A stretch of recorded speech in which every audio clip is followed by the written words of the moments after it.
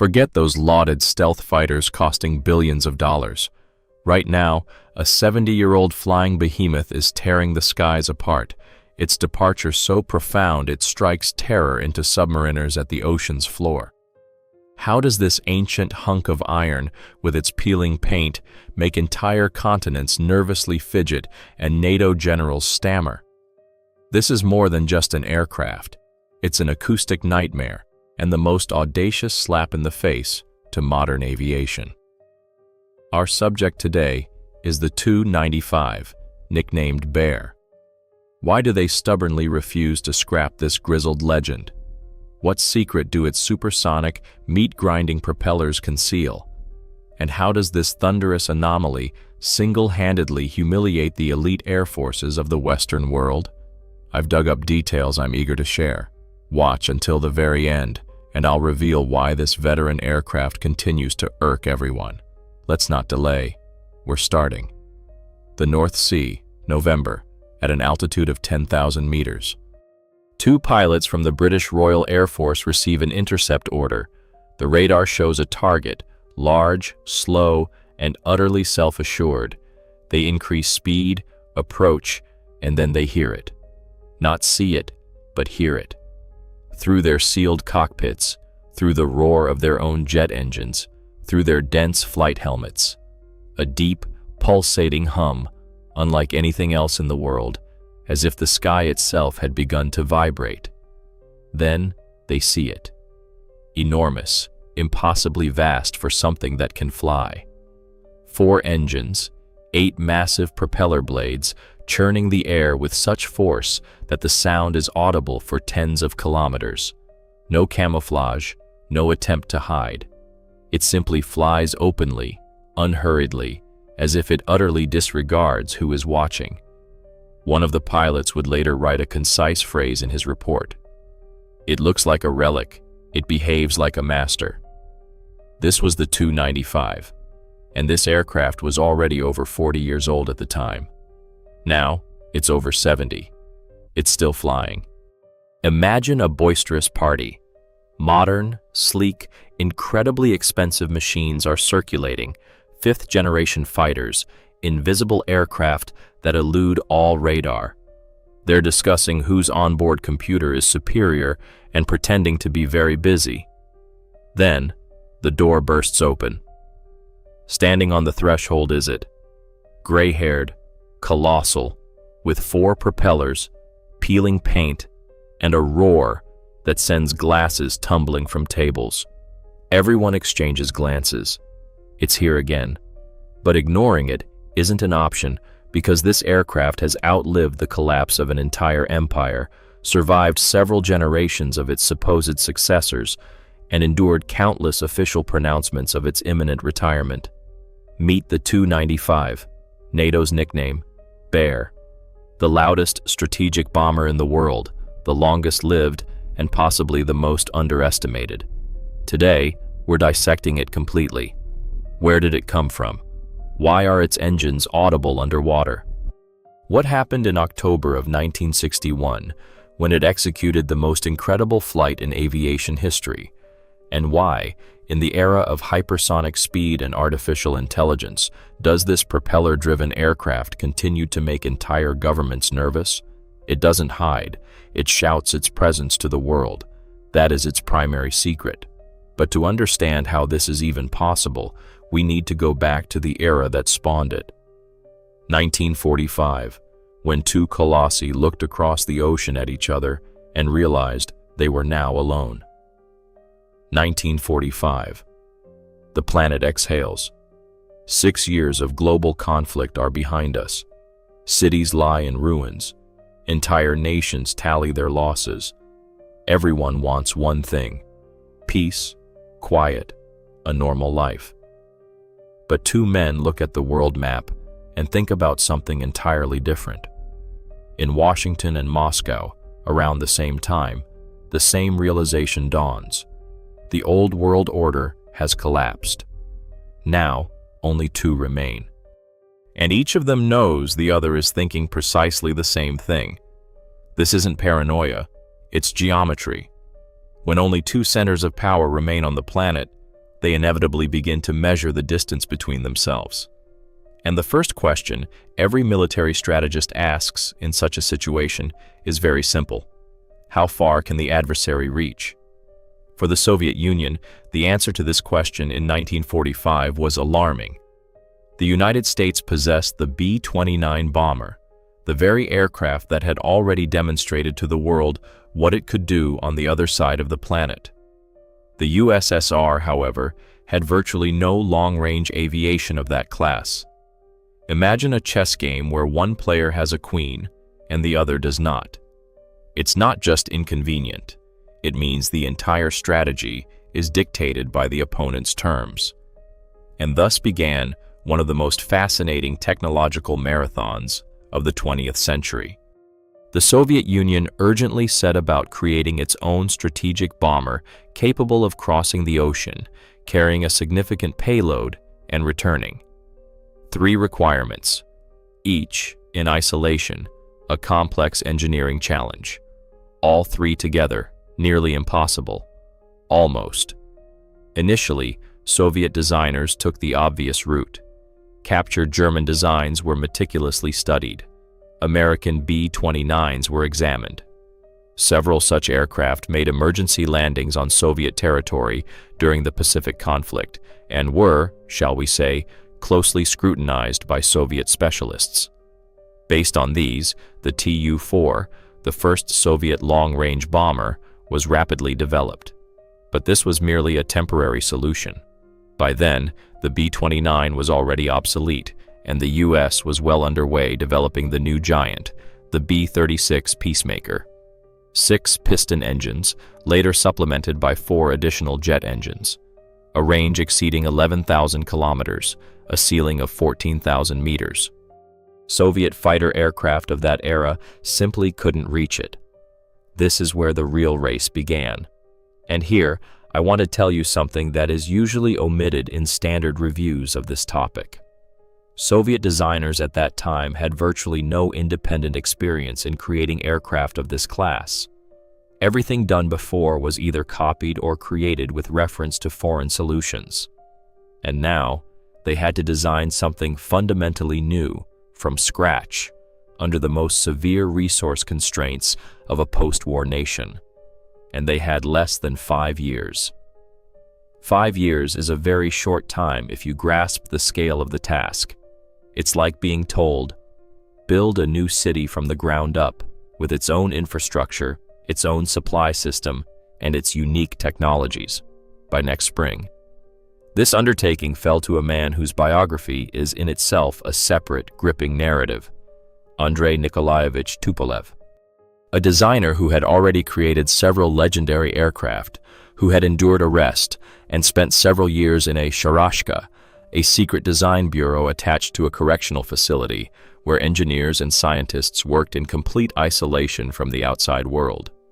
Upon his release, he continued his work with the same methodical precision and engineering zeal. A man who could not be broken.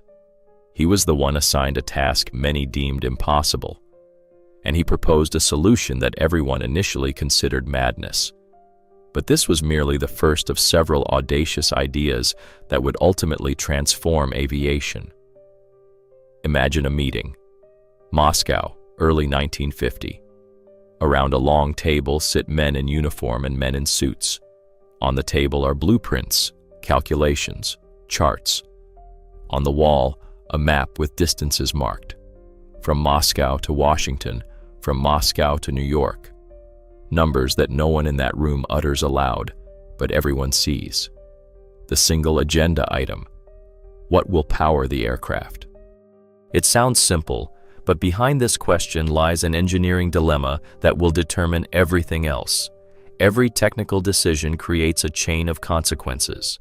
You choose an engine, and you automatically get range, speed, altitude, fuel consumption. Change the engine, and the entire aircraft changes. By then, a new era was dawning in aviation. Jet engines were rapidly displacing everything else. They provided speed, they provided altitude, they looked like the future, and, by and large, they were. The logical choice was obvious: jet engines. Tupolev chose differently. He proposed equipping the new strategic bomber with turboprop engines, those with enormous rotating blades, a technology many considered a relic of the past, obsolete, inappropriate for a machine intended to be the nation's primary strategic instrument.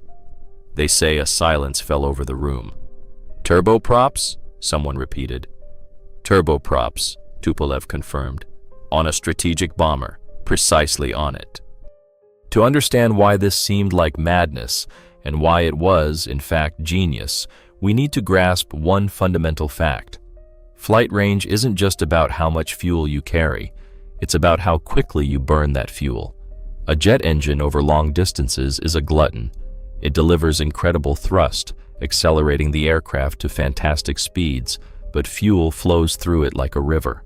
At cruise altitude, at high altitudes during extended flights, this is a critical disadvantage.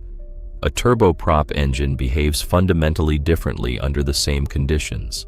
It's economical, deliberate, systematically economical, like a good accountant who knows every resource is accounted for.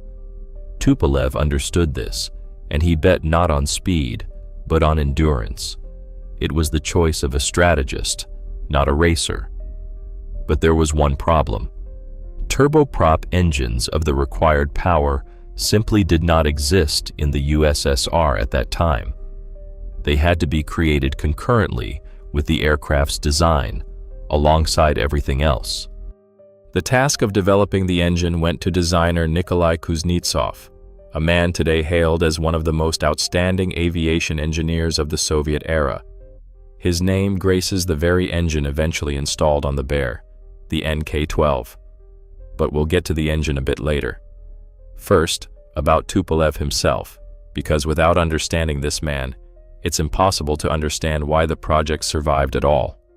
Andrei Tupolev was already a legend by then. Not an official legend, not a portrait on a wall or a line in a textbook, but a living, active, slightly intimidating legend. A man who knew everything about aircraft and wasn't afraid to say so directly, even when directness was dangerous. In 1937, he was arrested without explanation, without a conventional trial. One day, they simply came for him, and he disappeared from normal life for nearly 6 years. He ended up in the system of secret design bureaus where engineers and scientists worked under guard, isolated from their families, from the outside world, from any information deemed unnecessary for them to possess. In such conditions, many broke. Tupolev continued to work. It was there, under those circumstances, that he designed several aircraft that entered service and were used in actual operations. He designed machines that he would later only see in newspaper photographs, if newspapers even reached him. In 1941, he was released because the country urgently needed his brain working freely. And so, this man, with such experience, such character, in early 1950, faced the task of creating an aircraft for which there was no precedent. He did not hesitate. While technical debates about engines raged, while commissions discussed the advantages of jet propulsion, Tupolev was already calculating. The numbers told him what others were unwilling to hear. For a given range and payload, the turboprop variant wins, not on speed, but on the primary metric, the ability to accomplish the mission and return. Ultimately, the decision was made. Turboprop engines, a swept wing, a fundamentally new configuration, an aircraft designed not to be the fastest, but the most enduring. The first flight took place in November of 1952, and then something happened that almost no one expected. It took off, and it was heard. Not just heard. The sound emitted by the new aircraft's engines was so unusual, so physically palpable, that the airfield operators instinctively stepped back from the runway's edge. Not because of any instruction. That sound simply demanded respectful distance. No one knew then that this sound would become one of the most recognizable in aviation history, an acoustic symbol of an entire era. While some argued about engines, a completely different competition was unfolding. A competition not spoken of aloud. A contest to see whose aircraft would be louder, And here, the bear won by such a margin that it stopped being funny. Close your eyes and imagine the following. You are standing at the edge of a runway. The Tu-95 is about 100 meters away. Its engines have just been started. As they spool up, you hear a low, guttural hum. It doesn't come from your ears. It emanates from somewhere in your chest, your stomach, as if the very air around you has begun to change density. Then the engines reach operating speed, and you realize the word loud is inadequate. It's not loud, it's physical. A vibration passes through the soles of your shoes, travels up your legs, reaches your teeth. People next to you open their mouths not to speak, but simply to equalize pressure, like on an airplane during descent, but in reverse. This is the NK-12 engine. And before we talk about the numbers, which are utterly fantastic here, you need to understand one thing. Nikolai Kuznetsov, who created this engine, was solving a problem for which there was no ready-made answer. He needed to create a turboprop engine of a power that had never existed before. Not improve an existing one, not adapt a foreign one, but create something fundamentally new. And he did. The NK-12 produces 15,000 horsepower, each engine, and there are 4 on the Tu-95. 15,000 horsepower is an abstract figure if not translated into something understandable. Let's translate. The most powerful production car engine in the world produces around 1,000 horsepower, and that's already considered beyond reasonable. The NK-12 is 15 times more powerful, 1 engine out of 4. Together, they generate the thrust of 60 of the most powerful sports cars simultaneously. But power is only half the story. The other half is how that power is transferred to the air. And this is where things get truly interesting. A conventional turboprop engine spins 1 propeller. The NK-12 spins 2 simultaneously on a single shaft in opposite directions. This is called a contra-rotating coaxial design. 2 enormous propellers, each nearly 6 meters in diameter, rotate towards each other on the same axis. The front one pulls, and the rear one captures the vortex from the front and converts it into additional thrust. The efficiency of such a system is significantly higher than that of a single propeller. You're probably thinking, sounds reasonable, what's the problem? The problem is the rotational speed. At cruise speed, the tips of these propeller blades move faster than the speed of sound. Not the entire propeller, but specifically the tips, the outer edges of the blades. They continuously break the sound barrier at every moment of flight. And each time a blade passes this point, it creates a small sonic shock impulse. 8 blades on the front propeller, 8 on the rear, 4 engines, all simultaneously. The result is a continuous, pulsating sound wave of incredible intensity. Not just noise, but a physical, tangible wave. This is why the sound is audible for 40 kilometers in clear weather. This is why the hydroacoustic stations of submerged submarines have registered it when the bear flew over the ocean surface. The sound, born in the air, passed through the water's surface and propagated into the depths, as if the aircraft was announcing its presence in 2 elements at once. This is not a legend. It's a documented acoustic phenomenon. But here's what engineers were reluctant to admit publicly. The sound of the NK-12 engines, at certain frequencies, low infrasonic ones, causes physical discomfort in people nearby. Not just annoyance from noise, but a genuine physical sensation, mild nausea, pressure in the head, an instinctive urge to move away. This isn't a design flaw, it's a consequence of that very pulsating wave from the coaxial propellers. At certain settings, it enters a range to which the human body reacts autonomously, without conscious control. The aircraft crews, incidentally, work in constant acoustic noise. Hearing protection is mandatory. Veterans who have flown the Tu-95 for thousands of hours say in unison, "You never get used to this sound. You just learn to coexist with it." Now, about the records. The NK-12, even 70 years after its creation, remains the most powerful turboprop engine in aviation history. No one has surpassed it, not because they haven't tried, but because it turned out to be extremely difficult to create something more powerful while maintaining acceptable dimensions and reliability. It's like a high jump record that has stood for decades. Everyone knows it exists. Everyone theoretically understands how to break it. But in practice, no one has. And one more fact that completely changes the perception of this aircraft. The Tu-95 is the world's only turboprop aircraft with a cruising speed exceeding 800 kilometers per hour. 800 kilometers per hour is the domain of jet aircraft. All textbooks state that a turboprop aircraft should not operate at such speeds. Physics is against it. The bear flies. This is a contradiction. Nearly jet-like speed, turboprop-like economy. And there's the key engineering feat that Tupolev embedded in it. He found a narrow operational window where these two qualities coexist, and he hit it precisely. This engine isn't just the aircraft's heart, it's its personality, its character, what makes it unique and indispensable at the same time. But the bear's most significant flight was yet to come, a flight after which the entire world understood this isn't just an aircraft, it's a statement. October of 1961. The Novaya Zemlya archipelago and a payload that defies any conventional categorization. October 30, 1961, 11:32 Moscow time.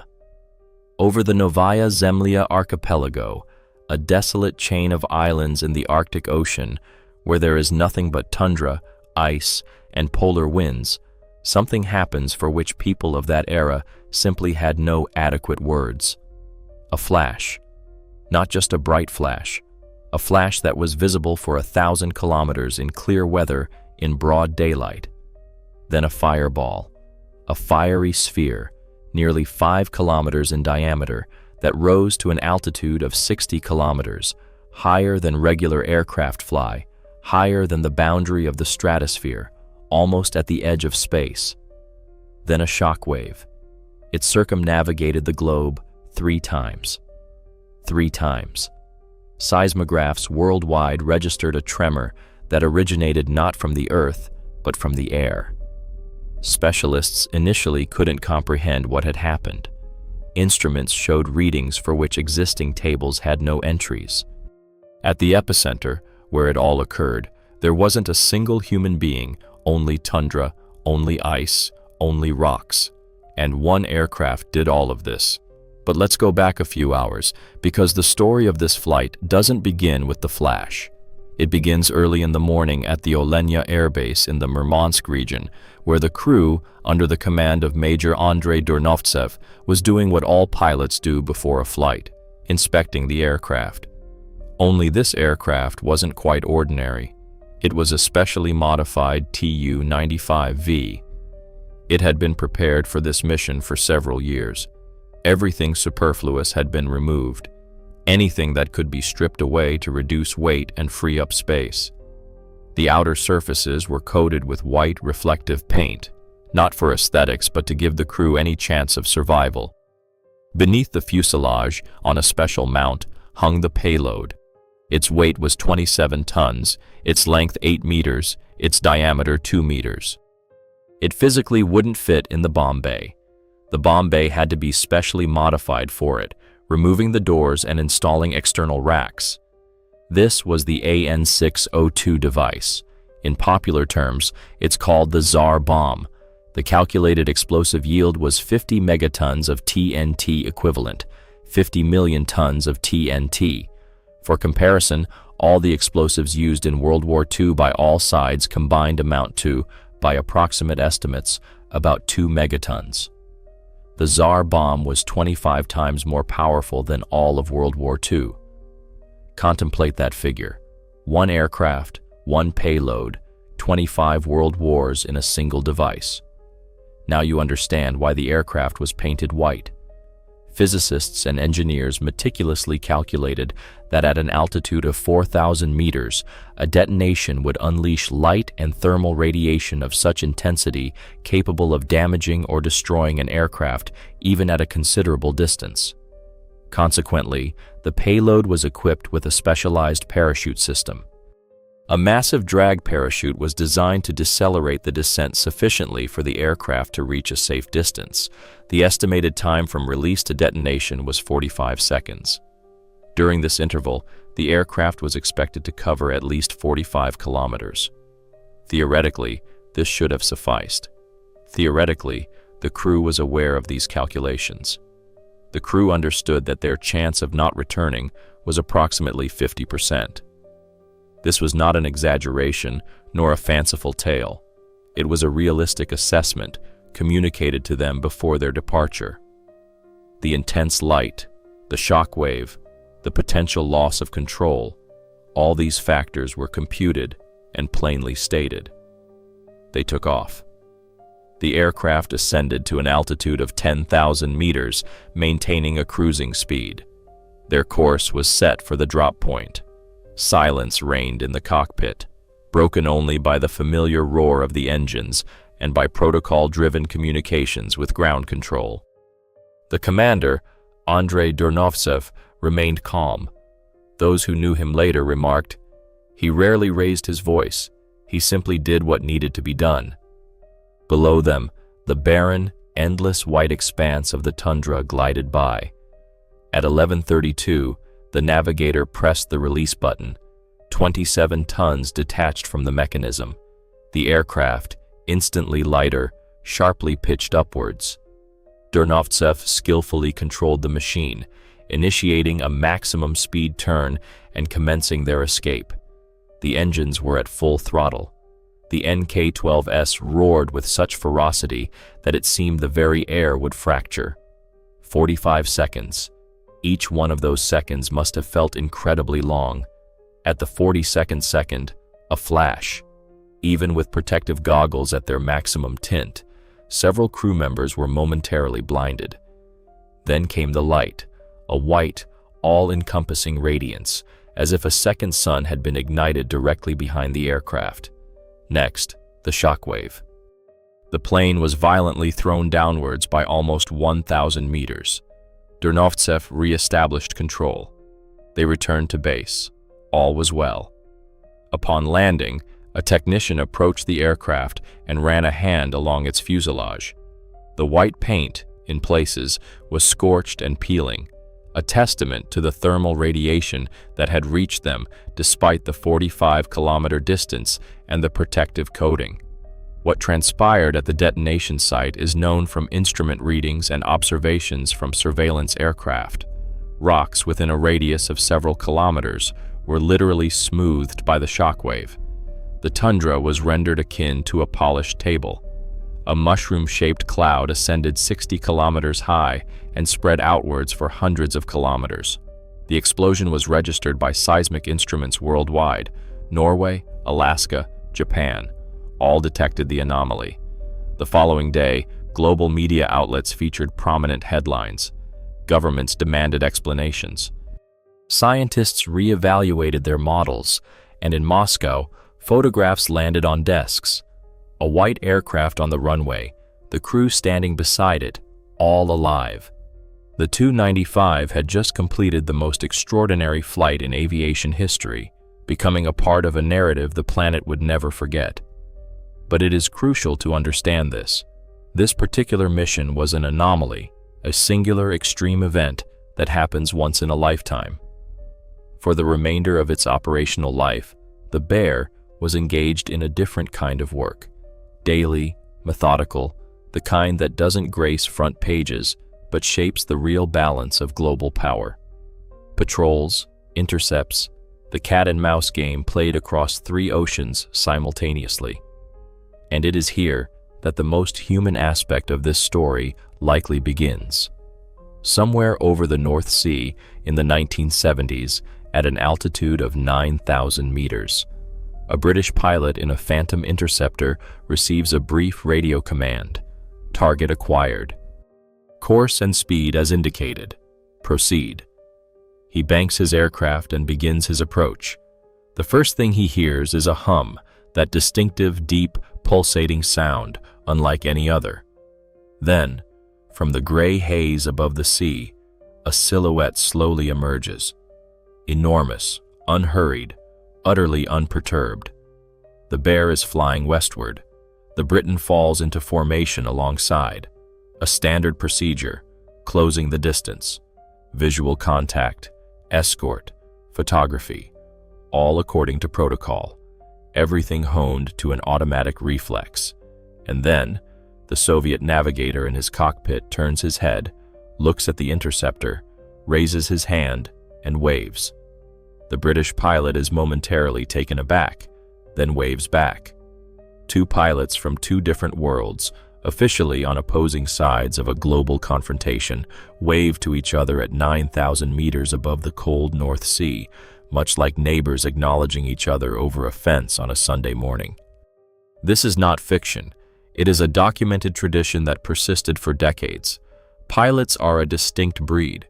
They have their own rules, their own code, their own understanding of respect. And when two professionals find themselves in proximity in the sky, regardless of the flags they fly, something arises between them that can only be described as mutual recognition. Soviet Tu-95 crews accumulated tens of thousands of flight hours over the oceans.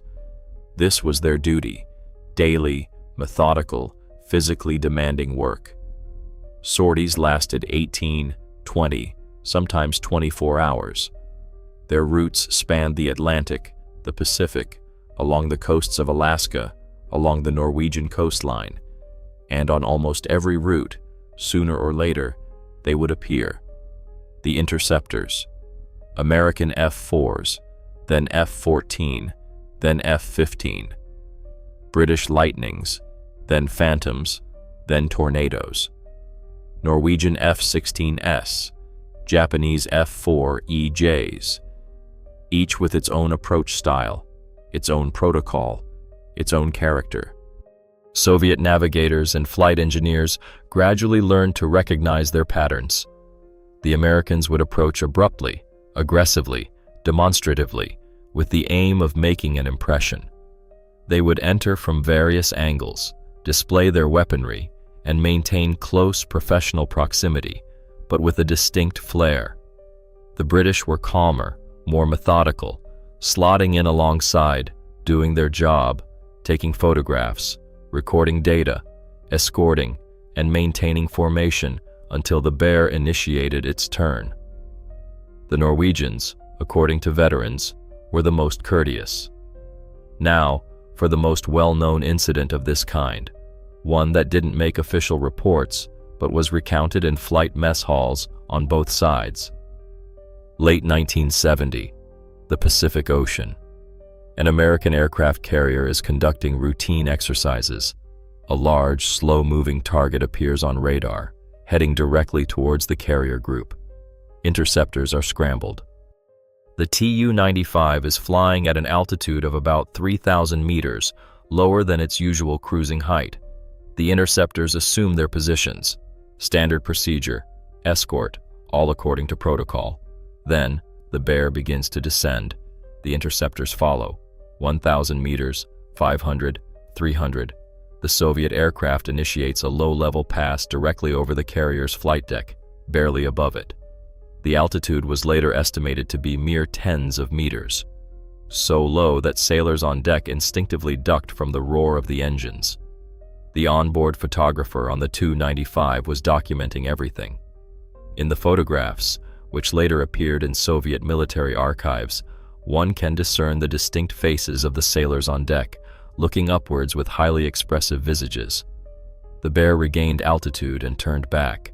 Not a single shot fired, not a single aggressive maneuver. It simply arrived, observed, photographed, and departed like a tourist. A very large, very loud tourist with a very serious camera. This encapsulates the essence of what the Tu-95 did for most of its operational life. Not destruction, but presence. Its very appearance over a particular ocean region was a message, clear, unambiguous, requiring no translation. We are here. We see you.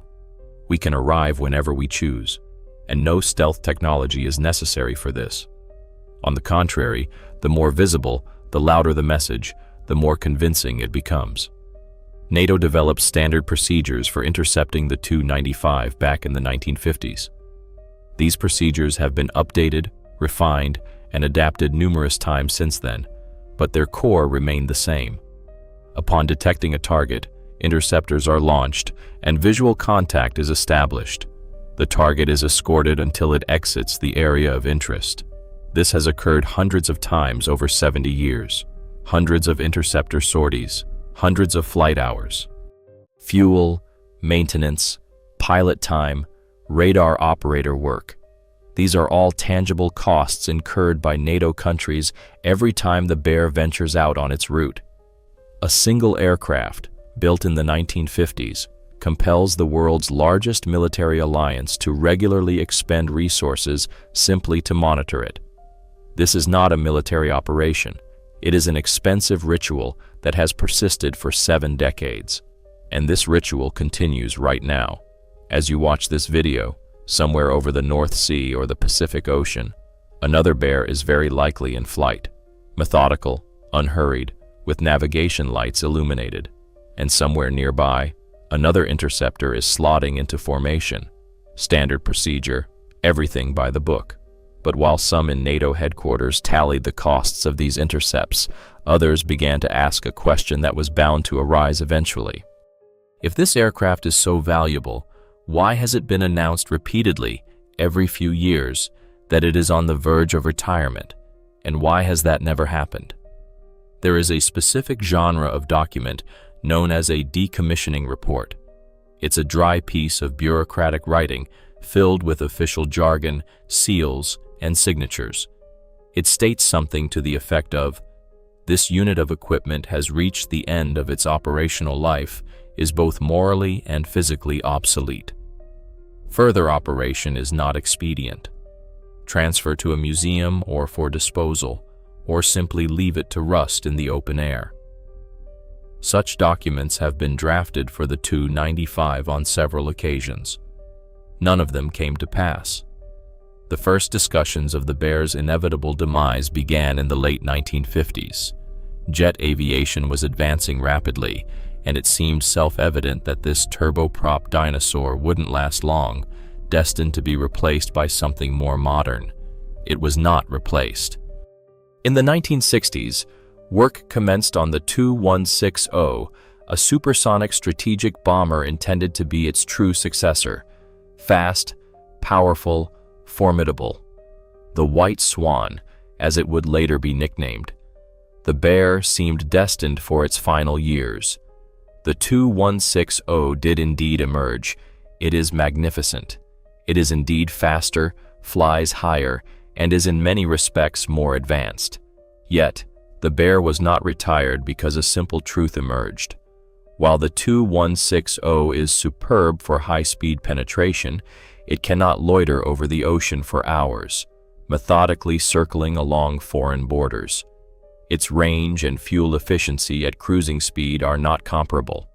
It is a different tool for a different task, and the task of patrolling never disappeared. Then came the 1990s, and this is when the Bear faced truly difficult times.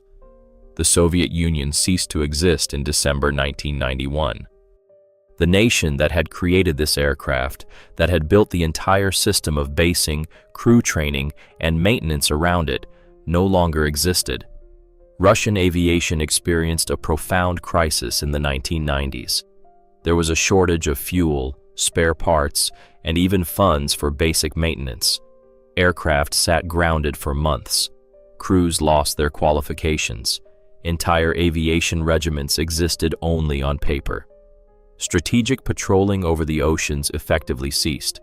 Simultaneously, negotiations were underway for strategic arms reduction treaties, under which some aircraft were designated for destruction.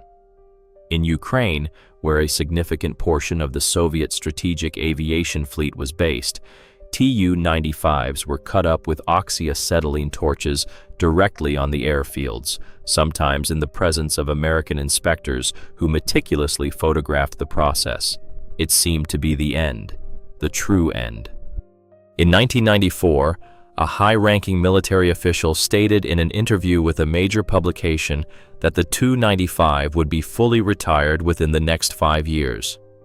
Obsolete, impractical. The era had concluded. That official has long since retired. The Tu-95 continues to fly because, in the mid-2000s, something occurred that completely altered the situation. Russia was rebuilding its economy, its military budget, and its ambitions regarding presence in global airspace. In 2007, strategic patrolling was officially resumed after a nearly 15-year hiatus, and the Bears were the first to fly again, not because there were no others, but because they were precisely the ones ready for this task. Because they were designed for these long, methodical routes over the oceans, and in this role, they have no equal. Now is an opportune moment to discuss finances, as the economic aspect of this story is no less compelling than the technical. The creation of a new strategic aircraft is not merely expensive, it is astronomically so. The American B-2 Spirit cost approximately $2 billion per unit. That is not a typo. $2 billion for a single aircraft. Development, testing, production, all together run into tens of billions. The Tu-95 has already been built, paid for, and perfected down to the last bolt. A deep modernization of an existing aircraft is many times, if not an order of magnitude, cheaper than creating a new one. New avionics, new navigation systems, new communication equipment, new weaponry. All of this can be installed on a proven airframe, yielding a machine that meets contemporary requirements. This is not a Soviet peculiarity. It is universal logic. The American B-52 Stratofortress first took to the skies in 1952, the same year as the Tu-95. They are literally contemporaries. The B-52 is officially in service with the U.S. Air Force. It flies regularly and, according to recent estimates, is expected to remain operational until 2050. Until 2050. This means an aircraft designed in a year when Stalin was still alive will be flying in a year when most people reading these lines will be elderly or no longer reading at all. Contemplate that scale. Both machines, the Bear and the B-52, have weathered all the technological revolutions of the latter half of the 20th century, the jet revolution, the computer revolution, the guided weapons revolution, the stealth technology revolution. They have endured and continue to fly because the task for which they were created has not disappeared, because endurance and range are not outdated characteristics. They are eternal requirements for a certain class of machine, and because some things are done so correctly from the outset that there is simply no need to rework them. Yet, externally, the Bear still looks like an aircraft from another era. A massive fuselage, enormous propellers, angular lines, no hint of modern aerodynamics. Peer inside, and the picture changes dramatically. Let us, for a moment, forget about strategy, patrols, and treaties. Let us talk about people, about a specific individual. Let's call him Sergei, a composite figure drawn from the recollections of dozens of veterans who accumulated thousands of hours on the Tu-95. Morning. An airfield somewhere in the north. The temperature outside is -20 degrees Celsius. Sergei fastens his flight suit, checks his gear, and looks at his aircraft. Huge, dark, against a gray sky. Steam rises from the warming engines into the frosty air. Today, they will fly for perhaps 18 or 20 hours. The route is over the Atlantic along the Norwegian coast, then a turnaround. Sergei adjusts his earplugs and climbs the boarding stairs, because without them, there's simply no place for him inside, literally. The noise level in the Tu-95 cockpit at cruising speed is around 90 decibels. That's roughly equivalent to standing next to a running lawnmower for 18 consecutive hours. Veterans who flew it for 20 to 30 years almost all suffer from a characteristic professional hearing loss. This is not a complaint, it's simply a fact. Part of the profession, like calluses for a carpenter. A standard Tu-95 MS crew consists of 7 people: commander and co-pilot, navigator, flight engineer, weapons systems operator, radio operator, and flight technician. Each knows their place, their responsibilities, their path within this long metal body. The cockpit, by the standards of 70-year-old aircraft, is quite functional. By the standards of modern airliners, where passengers complain about insufficiently wide seats, it is Spartan. Instrument panels, switches, levers, all mechanical, all understandable, all repairable in the field. No touchscreens, no artificial intelligence. Man and machine directly, without intermediaries. The first 3 hours are routine. Climb, establish course, communicate with the ground according to protocol, exchange data, then cruising. And then, that which is not written in technical descriptions begins.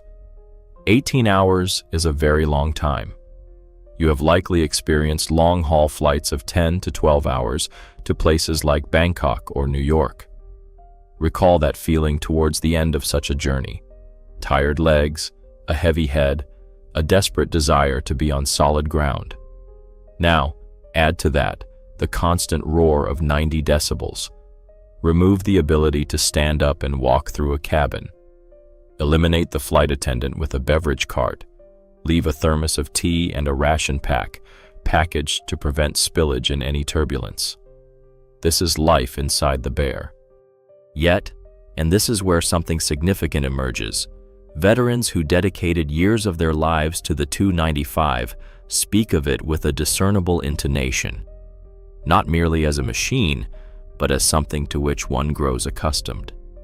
Much like becoming accustomed to the character of an old friend, with all their peculiarities, their demands, their noise. One of them recalled something akin to, "The first flights were unbearable. The noise, the vibration, sitting for so long, you wanted to jump out.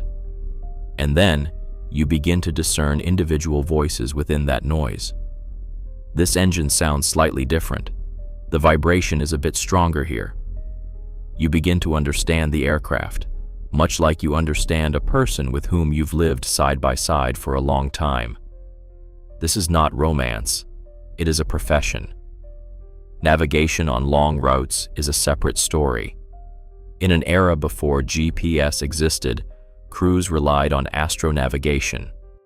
The navigator, using a sextant, would look through a special astronavigation hatch at the stars, literally at the stars, just as mariners did centuries ago, and determine the aircraft's coordinates, in the 20th century, on a strategic aircraft, by the stars.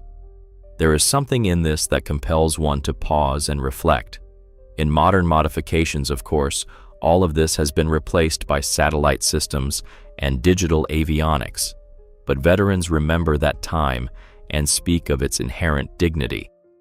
You had to think, calculate, understand where you were, not because a screen showed you, but because you computed it. Sleep in flight is another chapter. On ultra-long routes, the crew works in shifts. While some are on duty, others doze at their stations or on small fold-down bunks in the tail section. A light sleep, more of a semi-conscious state that an experienced person can achieve under any conditions, accompanied by 90 decibels, and then they return 20 hours later. The landing gear touches the runway. The engines reduce power. One veteran described it thus: he emerged from the aircraft after a particularly long sortie and simply stood on the ground for several minutes. He didn't go anywhere, just stood, because the quiet was physically palpable. Not quiet in the sense of absolute silence. An airfield is an airfield, but after 20 hours of continuous NK-12 roar, The normal airfield noise seemed like complete silence, soft, almost tangible, as if one could grasp it. He stood and felt it on his skin. Then he proceeded to debriefing. This is the true Tu-95, not the one in the ceremonial photographs over Red Square, not the one in pictures with NATO interceptors, but this one, where 7 people, for 18 hours, sit in a roaring metal body over an endless dark ocean, doing their work methodically, professionally, without unnecessary words. And now, about what happened to this aircraft externally, while the crews worked inside. Because the Bear that flies today is not the same aircraft that took to the air in 1952. Externally, it appears similar, but internally, it's an entirely different story. Imagine an old house. Externally, the brick has darkened with age. The tiles are partially replaced. The chimney is slightly askew. A passerby looks and thinks, well, that's old. Inside, it's probably dark, damp, with creaking floorboards. They step inside. Warm light, a modern kitchen, a smart home with voice control, a climate control system, fiber optic internet, designer furniture. Outside, the 19th century. Inside, the 21st. This is essentially what has happened to the Tu-95 MS, the latest and most deeply modernized version of the Bear. And when I say deeply, I mean so deeply that engineers sometimes debated, is this even the same aircraft? Let's break this down layer by layer, quite literally from nose to tail. We'll start with what has remained untouched: the airframe. The structural members, the primary bulkheads, the wing spars, the center section. This is the skeleton of the aircraft, and it's been built so exceptionally well that there's simply no need to alter it. Soviet metallurgists and designers in the early 1950s calculated the structural margins with such generosity that this skeleton will outlast several generations of avionics. The NK-12 engines. They remain, as we've discussed, as there's simply nothing to replace them with. Nothing provides the same power output with comparable fuel efficiency within the same dimensions. The engines undergo regular overhauls. Individual components are updated to more modern versions, but the core concept, the very architecture of the NK-12, remains pristine. And the overall aerodynamic configuration, the swept wings, the 4 engines in nacelles, the characteristic landing gear arrangement. This is a silhouette that hasn't changed in 70 years. Now, let's look at what has changed. Firstly, navigation and communication. The original Tu-95 navigated using astronomical observations, radio navigation systems, and, frankly, a significant degree of the navigator's professional artistry. It worked, but the accuracy was plus or minus several kilometers. The Tu-95 MS is equipped with modern inertial navigation systems and integrated satellite navigation receivers. The precision is measured in meters, not kilometers, but meters. An aircraft designed in an era before the first artificial satellite had even been launched now uses satellites for navigation with an accuracy that the original designers could only dream of. The communication systems are entirely new.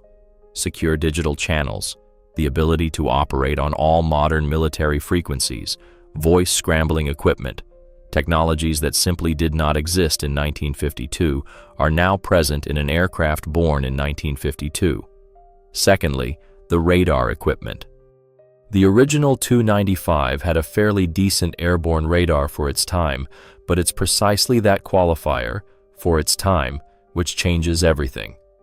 Cold War technology was created for Cold War tasks. This aircraft features fundamentally different radar equipment, new target detection systems, advanced electronic intelligence capabilities. The aircraft is capable not only of flying from point A to point B, but also of gathering an immense amount of information about the radar and electronic systems it encounters along its route. Each sortie over foreign waters is not just a demonstration of presence, it's a reconnaissance mission. Silent, methodical, highly attentive. Thirdly, the cockpit.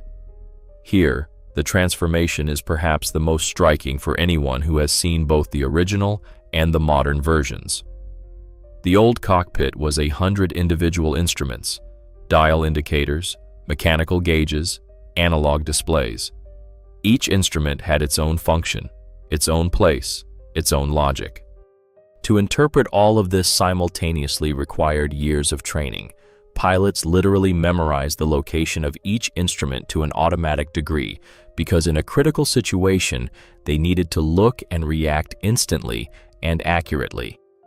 The modern Tu-95 MS cockpit features multi-function displays. Not across the entire panel, not everywhere. The aircraft still retains a significant portion of its analog instruments as backups. However, key information is now presented on digital screens that can be reconfigured for the current task. This fundamentally alters the crew's workload. Less time spent reading instruments, more time dedicated to decision-making. Fourthly, and here I urge you to pause and truly reflect, the armament. The original Tu-95 was conceived as a carrier, a delivery platform. Its mission was brutally simple: fly, drop, return. Everything it carried was dictated by the technologies of its era. The Tu-95 MS carries cruise missiles. Let's discuss what that signifies. The KH-101 is a cruise missile with an operational range, according to various estimates, of between 4,000 and 5,000 kilometers. It flies at low altitude, hugging the terrain. Its accuracy is within meters. It is equipped with radar signature reduction systems. Let's put this into perspective. The Tu-95, while flying over neutral waters, meaning without crossing any national borders, operating in completely international airspace, can launch a missile that will reach a target 1,000 kilometers away and strike it with an accuracy of mere meters. An aircraft that is over 70 years old carries under its wings missiles developed in the 21st century. Now, for the moment that changes everything in our perception. There are expert assessments suggesting that some Tu-95 MS airframes carry systems developed and manufactured later than the interceptor aircraft escorting them. This means the old bear carries technology under its wings that is newer than the hardware of those trying to catch it. Consider this picture. A British Typhoon, built in the early 2000s, flies alongside a Tu, whose airframe dates back to the 1980s, but whose missiles under its wings are from yesterday's production. Who is the old one here? Fifth, electronic warfare systems. Modern Tu-95 MS aircraft are equipped with electronic countermeasures, systems that generate interference for enemy radars. Radar warning receivers. The aircraft knows when it's being targeted.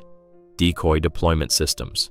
This means the bear, which doesn't hide, which broadcasts its presence to the world with its engines, is nevertheless equipped with means that significantly complicate the task for anyone who might decide to move beyond tracking to something more. Loud, but not defenseless. Now, let's put it all together. We take the airframe and engines from the 1950s. We add 21st century navigation. We incorporate modern communication and reconnaissance systems. We integrate digital avionics. We equip it with missiles boasting 1,000-kilometer range and meter-level accuracy.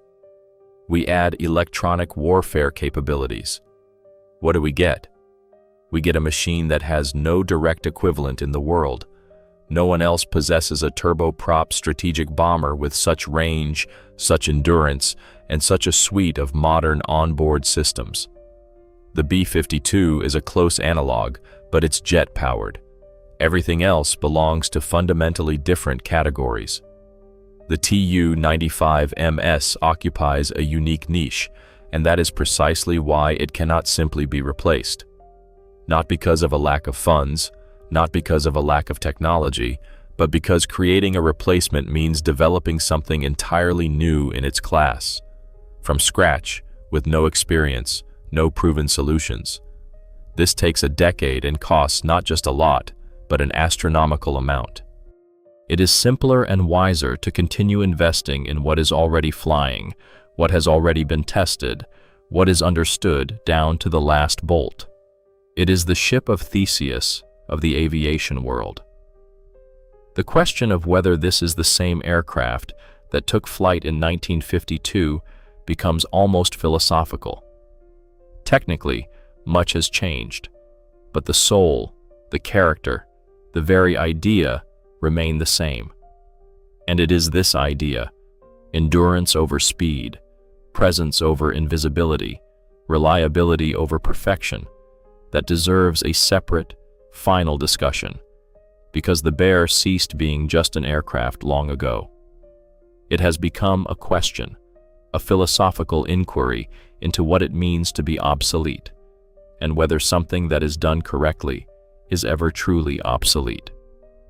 There's a question I want to ask you directly. What does it mean to be obsolete?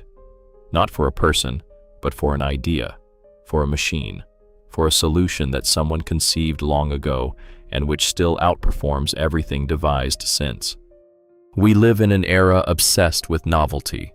Every year, a new phone model. Every few years, a new generation of technology.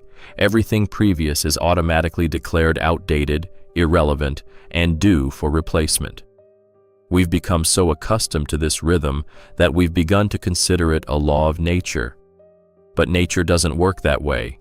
The shark hasn't fundamentally changed in 350 million years. Not because evolution stalled, but because the shark solved the problem of survival in its environment so perfectly that there was nothing to improve upon. Any change would have made it worse, not better. The Tu-95 is the shark of aviation, not in terms of aggression, but in terms of perfection of form for a specific function. Tupolev and his team in the early 1950s found the solution to the problem. Maximum endurance, maximum range, the ability to carry a significant payload over vast distances, and they found it so precisely that 70 years later, that solution remains unsurpassed. This isn't nostalgia, it's an engineering fact. But let's talk about something more than engineering. There are a few machines in human history that have transcended the boundary between technology and symbol. They exist not just as functional objects, but as statements, as perspectives on the world. The Willys Jeep, which stormed mountain roads during World War II and whose straight lines and minimalist silhouette gave rise to an entire class of vehicles, still recognizable in any modern SUV.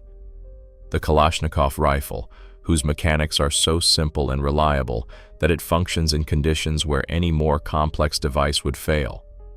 Its concept hasn't changed in 70 years, only the materials and components. The B-52, which took flight in the same year as the Bear, and which the U.S. Air Force plans to operate until 2050, literally until the middle of the 21st century, all these machines share one thing. Their creators solved a problem. They pursued a vision of the future. They focused on what needed to be done, not on how it should look, and as a result, they created something that proved timeless. This is a very rare and valuable quality. Now, I want to tell you something I've been pondering while preparing this material. We live in a world we're accustomed to considering incredibly complex. Technologies are developing faster than we can comprehend them. Systems are becoming smarter, subtler, and more sophisticated. Stealth aircraft that evade all radar, drones controlled by artificial intelligence, hypersonic missiles that change trajectory in flight. And amidst all this, the Bear, loud, visible, with propellers 6 meters in diameter that churn the air with a sound audible from 40 kilometers away. It doesn't hide. It doesn't try to be invisible. It does the exact opposite. It announces itself so loudly that this very act becomes a tool. And you know what? It works.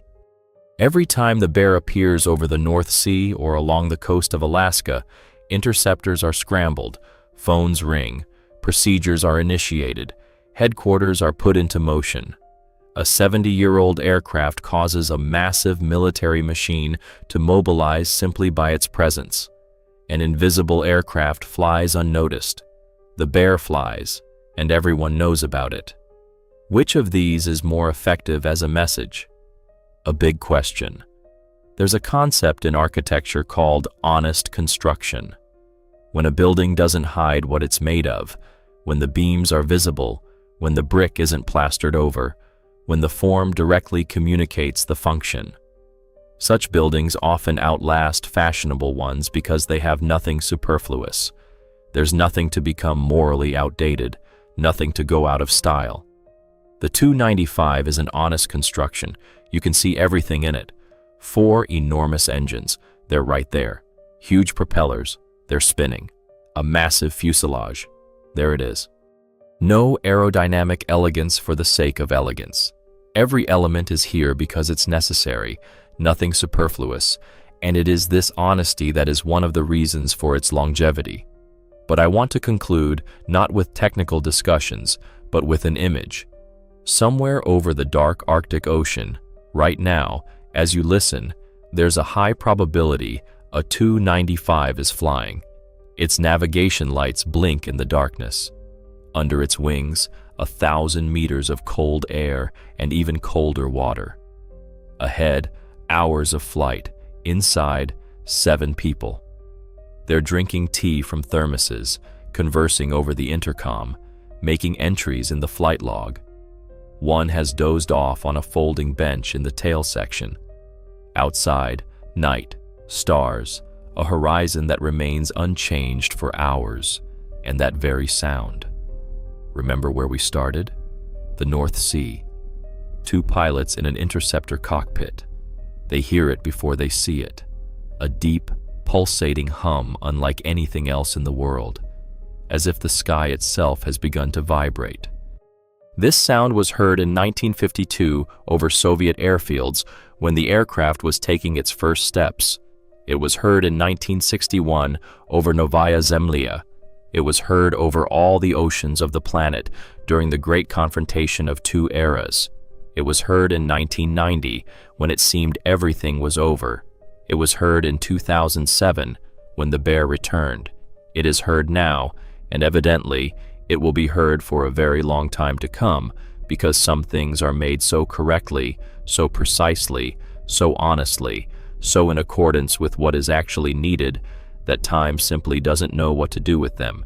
It tests them again and again, and they fly.